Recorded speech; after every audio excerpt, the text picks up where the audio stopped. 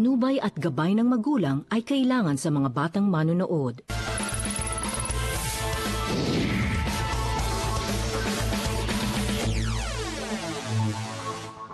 Halos anak na ang turing ni Felicitas sa kanyang asawa sa pamangking si Tina. Isang gabi, ipinagtimpla niya ng kape ang tiyuhin. Pero ang inihain, may halong pampatulog. Nang humimbing ang tulog ng tiyuhin, may timpalang plano si Tina sa tiyahin. At nang magising ang tiyuhin, patay na ang asawa. Wala na rin ang magaling na pamangkin.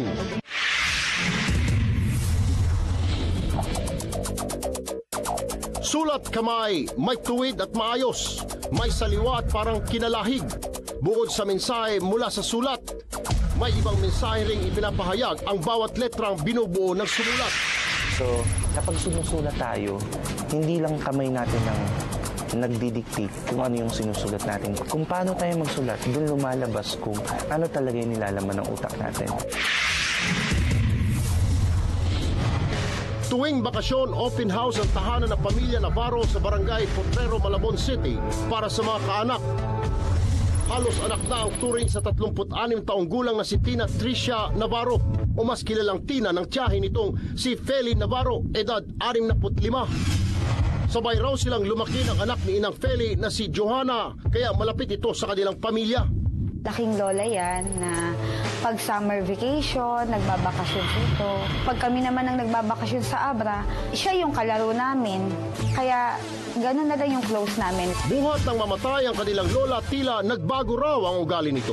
Siguro, dinamdam niya yon kasi yun lang talaga ang nag-alaga sa kanya dahil yung father niya, tsaka yung mother niya may sarili ng family. According to yung mga relatives namin, pumapasyal din daw siya doon. Titira ng 1 week. Kaso, ang nangyayari, nababalitaan ko, once na tumira siya sa relative niya, may nakukuha siyang small things like kung yung cellphone. Panahon ng Pasko nang umuwi ang 57 taong gulang na tatay ni Johanna na si Romy, isang seaman para magbakasyon. Bit-bit ang maraming pera, mga regalo at pasalubong.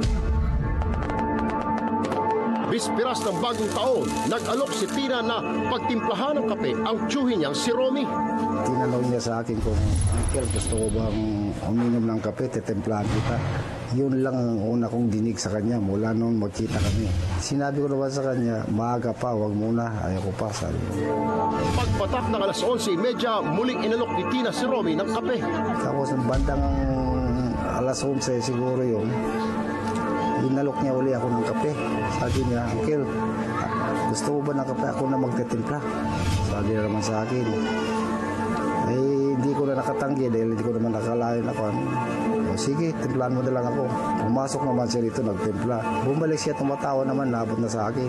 Ininom ko ngayon yung kape. Sa gitna ng kasiyahan, kumukuha siya ng litrato ng kanyang mga apo nang bigla raw siyang makaramdam ng kakaibang pagkahilo. Kumukuha ako po ng picture sa mga lusis. Yun ang huli kong nawala na ako ng balay. Agad namang sumaklolo ang asawa ni Johanna na si Jose at ang pinsang si Tina para magbigay ng first aid. Ang sabi ko kay Tina, hilutin mo si Papa. Di nung inano niya yung paa, parang diniinan niya, umaray. Ay, nakakaramdam pa pala, sabi niya. Maya-maya pa, humihilik na matanda sa pagkahimbing sa tulog. Pagsapit ng umaga, nalimpungatan si Romy. May napansin kakaiba sa kwarto. Tumayo ko ngayon, nakita ko yung kabinet nakabukas. Di, inanap ko yung cellphone ko, pati yung wallet ko. Tinignan ko, walang laman. Dahil sa masamang kutob, hinanap niya ang kanyang misis, pero wala ito sa paligid. Pagdating sa sala, napansin niya ang isang liham. Tila kinalahig ng manok ang sulat.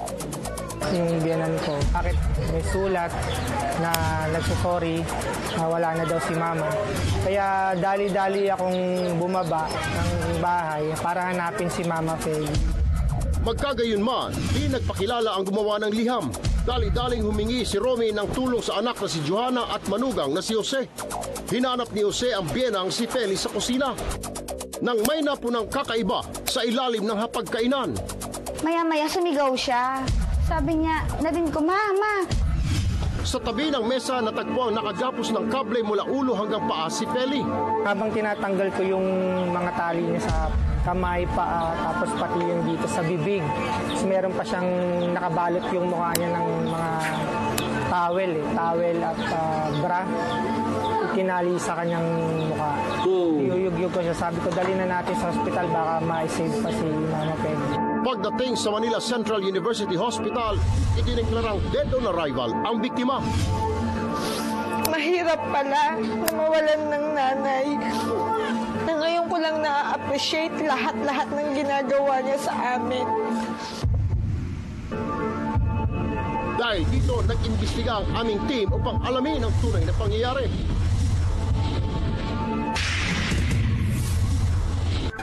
Sa ginanap na autopsy na pinangunahan ng Crime Laboratory ng Northern Police District o NPD, lumalabas na suffocation ang naging sanhi ng pagkamatay nito. Nagkaroon din ng iba pang sugat ng biktima. Binalikan ng mag-asawang Jose at Johanna ang mga naging asta ni Tina noong mga huling oras na nabubuhay pa ang inang si Feli. Nag-alok ng kape si Tina na posibleng may sangkap na pampatulog. Napansin ko sa father ko, na-hallucinate siya. Yung saan ako, nasan ako, yung ganon.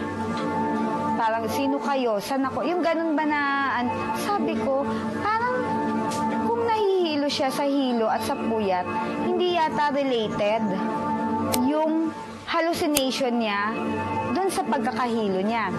Pero since sabi nga nila, pagod lang yan, nawala yung doubt ko. Sa tingin ko, nung ina-assess ko yung mga pangyayari, parang sinusubukan niyang tignan kung epektibo na talaga yung pinainom niyang gamot. Inilapit ang kaso sa Malabon City Police Station at agad namang rumisponde ang mga pulis. Ayon sa naging investigasyon ng Malabon City Police Station, numero 1 suspect si Tina sa naturang kaso. Sa investigation namin, yung kanyang pamangkin na si Tina Tricia Navarro. Ito ay walang permanenteng bahay. So dito sa pangyayaring ito, pinag-iwan pa ng note. Kaya ang motibo rin niya is pagnanakaw din. Kaya lang nagkaroon sila ng panlalaban kaya nauwi sa pag-aamatay nitong biktima. Umabot sa 1 milyong piso ang ninakaw ni Tina mula sa pamilya. Kasong robbery with homicide ang haharapin niya. Dahil dito, isinagawa ang isang manhunt kay Tina. Naka-receive kami ng unanimous sa caller na di umano nasa parting Laguna. So, nirefer namin sa intelligence branch namin to conduct follow-up operation. But nagresulta ng negative. Ang sinasabing iniwang ebidensya ni Tina, ipinasuri namin sa Handwriting Master Analyst of the Philippines Incorporated o HANDMAP upang matukoy kung ang suspect nga ang sumulat nito. Ikinumpara ito sa isa pang sample ng sulat kamay ni Tina. Ang resulta, di nalalayo sa suspetsa ng mga kaanak. Sa nakita ko, isang tao lang yun na may sa sulat. Pati sa mga letters, letter A niya din, kung paano sinulat, halos parehong-pareho. Yung mga letter Y niya, kung saan ang galing yung stroke, makikita mo na parehas na parehas. Doon makikita yung pagiging structured or structural kung paano siya mag-isip sa biodata. Hindi siya yung tao na hindi ka agad-agad nag-iingas ng emotion. Hindi siyang abilidad na magtago ng mga sikreto. Tapos, meron din siya mga itinatagong physical frustration. And she also has a surprise intelligence sa hindi inakala na iba na matalino siya at structural ang pag-iisip. Napansin din ito ang kanyang inclinasyon sa pagiging kriminal. Doon naman makikita yung pagiging nervousness, tapos naging erratic yung mood, matatakotin siya, pero nandun pa rin yung pagkakaroon niya ng physical frustration. Yung physical frustration niya, yung mga hindi niya nakukuhang bagay, gusto niyang makuha. Wala akong makitang remorse dun halos eh. Ang nakita ko dun yung sa utang. Na-emphasize niya pero yung utang is ano niya lang, yung alibi para kung sakali mang mahuli siya, yung dahilan niya is dahil sa utang. Sa kasalukuyan, pinaghahanap pa rin ang suspect na si Tina Tricia Navarro. Minsan kung sino pang malapit at inaakalang kilala natin, siya pang tutuklaw sa atin.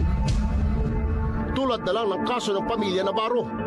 Kung sino man ang makakita o makapagbibigay ng impormasyon tungkol kay Tina Tricia Navarro, ipagbigay alam lamang ito sa aming action lines sa 0919-99-TUTOK o i-email sa tutoktulfo@tv5.com.ph o sa Malabon City Police Station sa numerong 281-4999, Local 1011 para sa Investigation Unit o sa 281-9999 para sa Tactical Operation Center.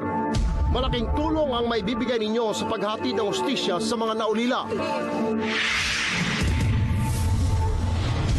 Tutukan, mister na sumakabilang kama raw, dinala ni Mrs. sa hukay.